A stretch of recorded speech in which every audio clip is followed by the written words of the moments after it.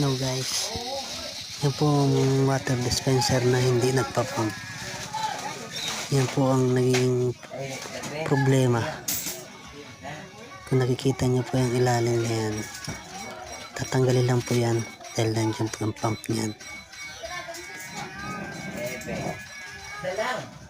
Tanga, isa lang yung kulang. Isa lang. Yan po, tanggalin lahat ng tornilyo.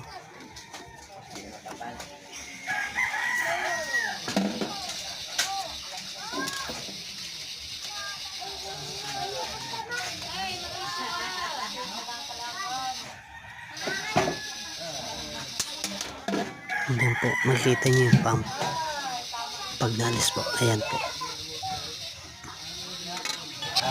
Nakita po sa second video yung bara na maalis ko dyan sa pump.